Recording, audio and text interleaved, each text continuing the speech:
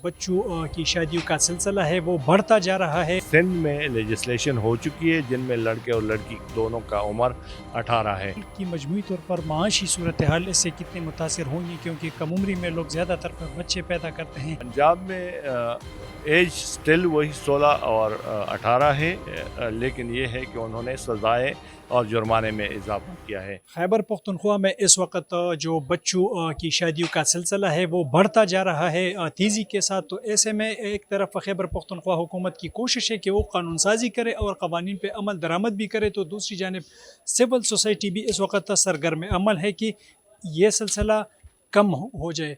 इस वक्त हमारे साथ ग्रुप डेवलपमेंट पाकिस्तान खैबर पख्तूनख्वा के कोऑर्डिनेटर इमरान टकर साहब मौजूद है, उनसे बात करते हैं। सर बताइएगा कि जो चाइल्ड मैरिजेज़ हैं वो ये सिलसिला बढ़ता जा रहा है, तो फ़ीसद कितना है और रोकथाम कितनी ज़रूरी है?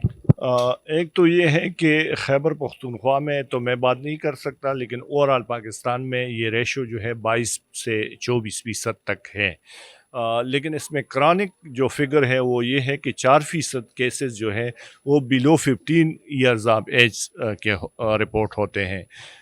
जहाँ तक लेजिस्लेशन का ताल्लुक़ है तो सिंध में लेजिस्लेशन हो चुकी है जिनमें लड़के और लड़की दोनों का उम्र 18 है। बलूचिस्तान में भी अभी रिसेंटली हुआ है, इस्लामाबाद में भी हुआ है। पंजाब में एज स्टिल वही 16 और 18 है, लेकिन ये है कि उन्होंने सजाएं और जुर्माने में इजाफा किया है। अनफॉर्चुनेटली केपी में स्टिल हमारे पास 1929 का कानून है जिसमें लड़की का उम्र 16 साल और लड़के का 18 साल है। हालांकि KP child protection and welfare commission ने इस पे कानून बनाया है और वो कानून लॉ डिपार्टमेंट से बाकायदा वेट हो चुका है और इस पे तमाम तर मुशावरत हो चुकी है, लेकिन तकरीबन 10 साल का अरसा हो गया है, लेकिन अभी तक वो भी अल्तवा का शिकार है। वो बिल केपी असम्बली से पास नहीं हुआ है।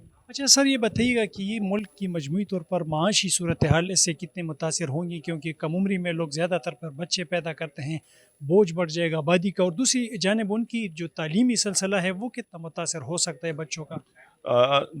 दो तीन चीज़ें ऐसी हैं जो कंट्रीब्यूट करती हैं, इससे दीगर इश्यूज जो है वो जन्म लेती हैं। एक तो हेल्थ के चाइल्ड और मदर डेथ या दीगर बीमारियों के इश्यूज हैं। दूसरा इसके साथ साथ तालीम का सिलसिला मुंतक़िल होना है। और एक बड़ा वजह जो है वो ये है कि हमारे हाथ तो इशू ये है कि आबादी कंट्रोल का सिस्टम भी उसी तरह नहीं है जो पूरी दुनिया में। तो कम उम्री की शादी में जो शादियां हो जाती हैं तो फिर ये आबादी में इजाफे का भी एक बायस बन सकता है। और सिमिलरली इसी तरह चाइल्ड लेबर, स्ट्रीट चिल्ड्रन और नेगलेक्ट और चाइल्ड पार्टिसिपेशन के दीगर इश्यूज भी, यहाँ तक कि आबादी ज़्यादा हो तो बहुत सारे मसाइल और भी पैदा, और इसका मंबा सरचश्मा अव्वल व आखिर जो है वो अर्ली मैरिज है। सर तो फिर आप हुकूमत से क्या डिमांड करेंगे, क्या तजवीज़ देंगे इस सिलसिले में? दो चीज़ें हैं बुनियादी तौर पर। एक ये कि स्टेट लेवल पर प्रिवेंशन के हवाले से शऊर और आगाही हो, बेदारी हो, सेंसिटाइजेशन हो। लीड करें गवर्नमेंट, रेलेवेंट डिपार्टमेंट, इदारे, हम सिविल सोसाइटी इदारे और मीडिया उनका साथ दे देंगे।